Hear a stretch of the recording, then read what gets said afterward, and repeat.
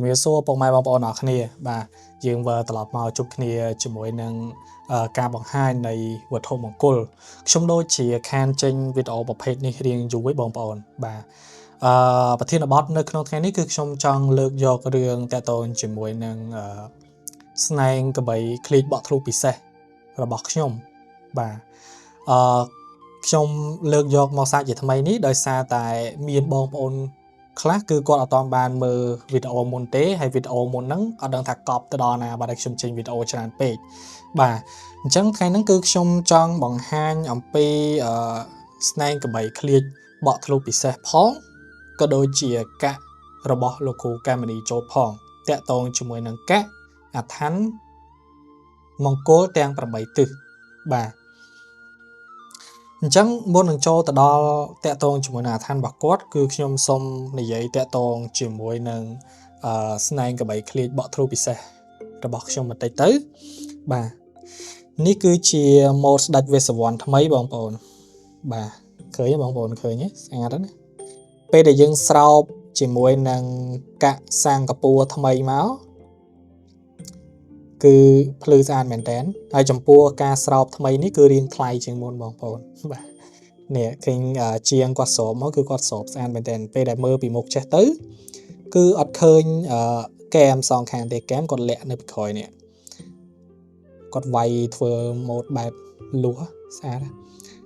ហើយបញ្ចុះបញ្ញាក្អែក80មុខជាងនៅក្រោមបាតបលាំងនេះរួមជាមួយនឹងចាគាថាពីខាងក្រោយបាទសាច់វេស្សវណ្ណលើកនេះគឺមានក្បាច់ស្អាតណាបងប្អូនក្បាច់ស្អាតទេបាទខ្ញុំបានឲ្យជាងគាត់សាង2អង្គហើយនឹងមានរបស់បងស្រីម្នាក់គាត់កំងតែគាត់យកទៅសបផ្លាទីនណាបាទអញ្ចឹងតាក់ទងជាមួយនឹងស្នែងកបីឃ្លីកបក់ធ្លុះពិសេសនេះគឺពីដើមឡើយកបីហ្នឹងគឺជារបស់បច្ចេកទេសវត្តមួយអង្គនៅឯវត្តតឡែងកែងដោយខ្ញុំសូមអត់បង្ហាញពនាមព្រះអង្គទេតែនឹងត្រឹមថាការកបីហ្នឹងនៅជាមួយនឹងព្រះអង្គកបីហ្នឹងគឺធ្លាប់រន្ទះបាញ់3ដងប៉ុន្តែវាងាប់ទេបងប្អូនបាទហើយក៏ធ្លាប់ឡានបុកវាផងដែរហើយជាកបីនេះគឺអត់មានកញ្ចៅចង្រៃអីទេមានន័យថាធម្មតាតើតែមានរបស់អ្វីដែលនៅនឹងខ្លួនរបស់វានឹងឯងទើបបានជារន្ទះបាញ់អត់ងាប់ធម្មតាវានៅសុកមិនផ្ទះបាញ់ទេបងប្អូនត្រូវទេតែគាត់ថាយើងនិយាយទៅកុំឲ្យវាអាក្រក់ស្នាពេកអ្នកពាក់ក៏លក្ខណៈថាគាត់ក៏ចង់បានវត្ថុមង្គលដែលល្អយកទៅគោរពដូចគ្នាគាត់ចង់បានវត្ថុចង្រៃឯងអញ្ចឹងព្រះអង្គក៏ដោយព្រះអង្គឬក៏ស្នែងកបីឃ្លៀចបក់ធ្លុះឬក៏កបីមិនក៏ដោយលុះត្រាតែយើងរងាប់សិនយើងធ្វើកិច្ចរងាប់ផ្សាយមេត្តាបោះកំរល់បោះឲ្យហើយយើងយកមកដាស់ញៀនថ្មីហើយញៀនល្អឲ្យលោកចូលមកក្រងចូលមកគង់តាមជួយរាំងជួយពាំងអ្នកដែលគោរពហើយខ្ញុំអត់និយាយបន្លាចបងប្អូនទេខ្ញុំជាវរបស់វត្ថុមង្គលពិតមែនប៉ុន្តែខ្ញុំអត់និយាយបន្លាចទេបងប្អូនមើលមាននិស័យក៏ជាវបើអត់មាននិស័យបងប្អូនមានតែតាមហ្នឹងព្រោះខ្ញុំអាចបង្ខំបងប្អូននៅក្នុងការមកជាវមកអីបានទេបាទតែបើសម្រាប់បងប្អូនដែលគាត់សួរខ្ញុំគាត់សួរថាខ្ញុំត្រូវអំពើរបស់គេអញ្ចឹងទៅតែខ្ញុំអាចពាក់បានអត់តែពិតបងប្អូនបើសិនជាគោបាត់ហើយបើយើងស្រះលបងគឺក៏វាមិនកើតដែរត្រូវទេតោះតែយើងរកគ្រូរកមកឲ្យគាត់ស្រោចទឹកមិនដេញរបស់ចេញពីខ្លួនយើងអស់ហើយចាំយើងពាក់វត្ថុអស់ទាំងហ្នឹងដើម្បីការពារវិញហើយដែរបាទខ្ញុំនិយាយចឹងបងប្អូនដោយសារបើសិនជាយើងមានរបស់មិនល្អនឹងខ្លួនយើងពាក់របស់អស់នេះទៅគឺធ្វើទុកណាស់បើសិនជាយើងពាក់បានយើងក៏ពាក់ទៅប៉ុន្តែបើថានេះខ្ញុំណែនាំសម្រាប់បងប្អូនដែលគាត់មិនចង់ធ្វើទុកនៅក្នុងខ្លួនទេបងប្អូនអាចរកគ្រូស្រោចទឹកស្រោចអីហើយដាក់ថ្នាំដាក់អីតម្លាក់អំពើលើហើយពាក់របស់នេះទៅក៏វាមិនខាតពេលដែរត្រូវហ្នឹងហើយបើសិនជាយើងពាក់តាំងយើងមានរបស់មិនល្អក្នុងខ្លួនពាក់ទៅគឺឈឺក្បាលវិលមុខធីងធងប៉ុន្តែសួរថាបាត់ទៅវិញអត់បាត់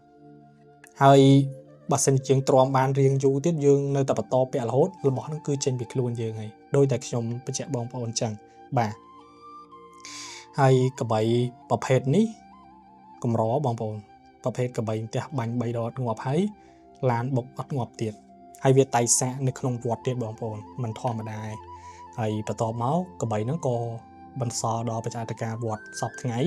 ដោយក្មួយរបស់ព្រះអង្គហ្នឹងត្រូវជាជាងរបស់ខ្ញុំអញ្ចឹងទៅគាត់ក៏ជាវមកបានសូមចែកលោកចំពោះចុងស្នែងហ្នឹងគឺអស់តាំងពីថ្ងៃយកមកដំបូងអញ្ចឹងបងប្អូនបាច់រកចុងស្នែងអត់មានទេ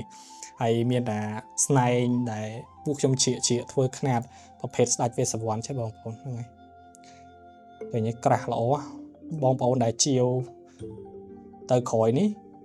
តម្លៃដូចគ្នាពីមុនដែរបងប្អូនបាទ2សន្លឹកទេហើយ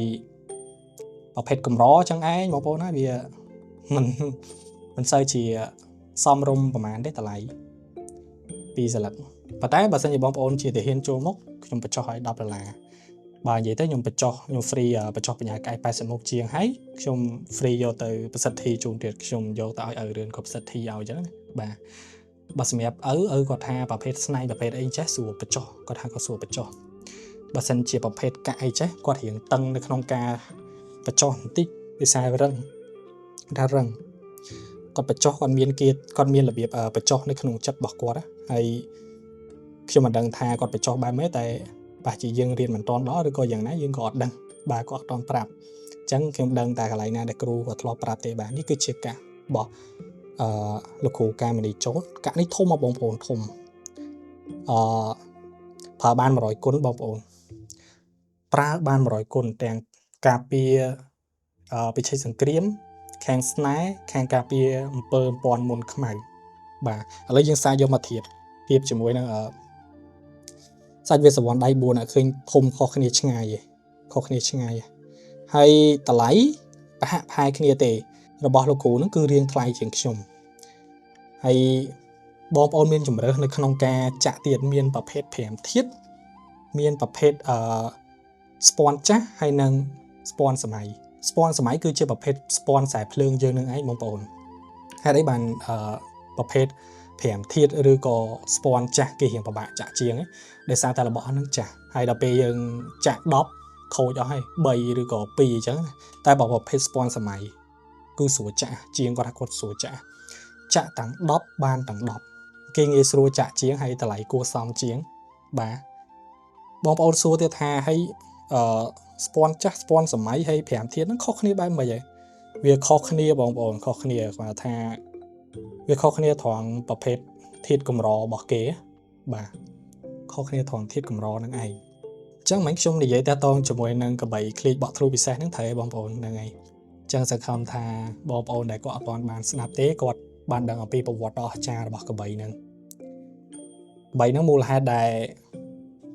អត់ទាន់អស់នៅសល់ល្បាក់ប្រហែលជា7-10អង្គដោយសារអីដោយសារតែខ្ញុំជាវថ្លៃខ្ញុំនិយាយនៅក្នុងវីដេអូហ្មងគឺខ្ញុំជាវថ្លៃប៉ុន្តែខ្ញុំជាវទៅតាមប្រភេទរបស់ដែរបើសិនជារបស់នឹងកម្រខ្ញុំជាវថ្លៃប៉ុន្តែបើសិនជារបស់នឹងស្រួលរកទេខ្ញុំជាវទៅតាមតម្លៃទីផ្សារបាទដូច្នេះហើយបានជាសល់ស្នែងនឹងរៀងច្រើនហើយអ្នកដែលជាវទៅមុនហ្នឹងក៏នេះដែរក៏លំដាប់អ្នកជាវដែរបាទខ្ញុំហ៊ាននិយាយត្រង់ថាសិតតែអ្នកជាវ VIP ហើយបើចំពោះនេះមួយទៀតខ្ញុំសូមបង្ហាញបងប្អូនពីរទៀតនេះរបស់បងប្រុសនៅកូរ៉េទាំងពីរបងប្រុសក៏អត់ស្គាល់គ្នាទេតែឥឡូវខ្ញុំផ្ញើតាមគ្នាបានហើយបងប្រុសម្នាក់នេះគាត់នៅកូរ៉េហើយបងប្រុសម្នាក់នេះក៏គាត់នៅកូរ៉េដែរបងប្រុសម្នាក់នេះគាត់ផ្ញើតាមមិត្តភ័ក្តិគាត់ឡើងទៅថ្ងៃទី25ហ្នឹងណាប៉ុន្តែខ្ញុំសុំឲ្យគាត់ដាក់ទៅជាមួយហើយរបៀបថាចេះជួយគ្នាចេះគឺល្អមែនតើយើងសិតតែខ្មែរតែមួយហើយខ្ញុំបានជួយចេញសេវាគាត់ខ្លះដែរនេះជាប្រភេទកថាបើនិយាយទៅហៅកថាតូលក៏ត្រូវហៅកថាភ្លោះក៏ត្រូវដែរដោយសារនៅក្នុងនេះមានកថា2គ្រាប់ប្រើបាន100គុណដូចគ្នាហើយចំពោះតម្លៃបងប្អូនខ្ញុំអាចបង្ហាញនៅក្នុងវីដេអូបានទេបងប្អូនឆានមកសួរមកបាទអត់ខាតពេលទេហើយខ្ញុំណែនាំផង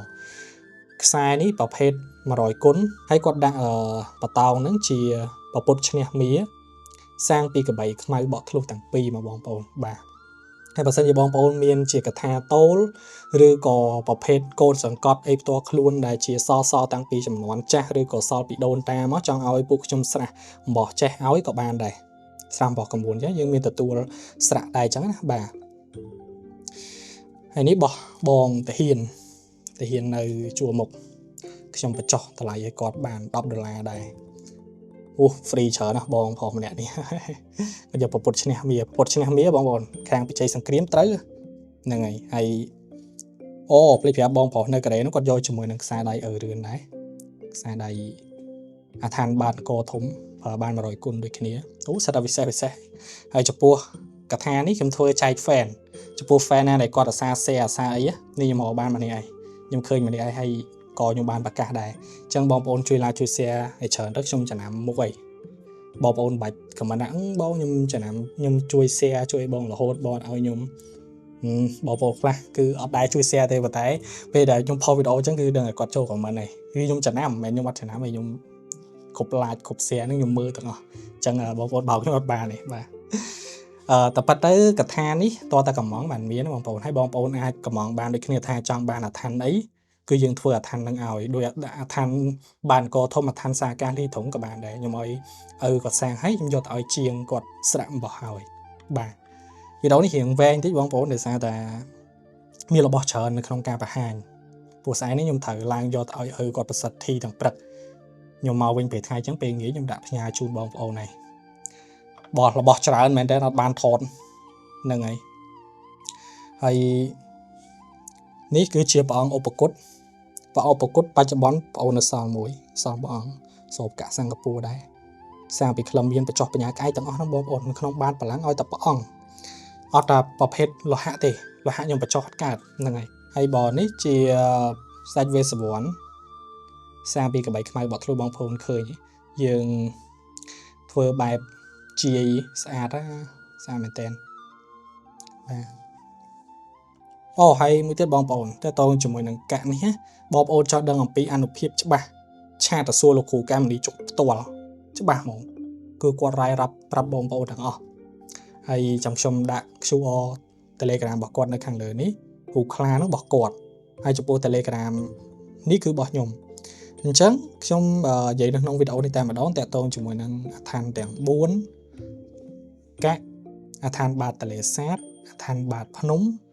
បងប្អូនឆាតទៅកាន់លោកគ្រូកាមនីចោតចោះបាទដោយសារគាត់ជាអ្នកកាន់ដើរអាញាសឹកនៅក្នុងការសាងអាឋានប្រភេទហ្នឹងប៉ុន្តែបើសិនជាបងប្អូនចង់ជាវជាប្រភេទចម្លាក់នេះគឺខ្ញុំនឹងឯងគឺខ្ញុំជាអ្នកកាន់ដើរអាញាសឹកខាងហ្នឹងនិយាយទៅលោកគ្រូធំគាត់ប្រគល់ដើរអាញាសឹកឲ្យនៅក្នុងការសាងវត្ថុអញ្ចឹងណាបាទហ្នឹងហើយសូម្បីតែប្រភេទអាឋានស្នេហ៍មេត្តាមហានិយមអីនេះក៏គាត់មានការអនុញ្ញាតដែរយើងមិនមែនចេះតែបានរៀនសូត្រពីគាត់ទេយើងចេះតែយកមកជាវយកមកសាងទៅពីទៅពីទេតើតាគ្រូអនុញ្ញាតបានហ៊ានបាទហ្នឹងហើយអញ្ចឹងអរគុណបងប្អូនច្រើនដែលមើលវីដេអូនេះតាំងពីដើមរហូតដល់ចប់ហើយជូនពរឲ្យបងប្អូនដែលគាត់ជាវរបស់ទាំងនេះទៅឲ្យសម្ដេចព្រះគ្រូធំរបស់ខ្ញុំមកបការណានេះជួយតាមថែតាមឃុំតាមក្រងជួយរាំងជួយពាំងហ្នឹងហើយសត្រូវទាំងបាម៉ាហ្នឹងមានលោកតាស្វាសភ្នំកំចាយលោកតាសក់វិញលោកតាសក់សលោកតាសេចាងរួមជាមួយព្រះអង្គខ្មែរភ្នំកូលែននេះរួមជាមួយនឹងពួកសម្ដេចព្រះគ្រូផ្សេងទៀតបាទសូមឲ្យបងប្អូនអរគ្នាសុខសប្បាយហ្នឹងហើយជំរាបលាពុកម៉ែបងប្អូន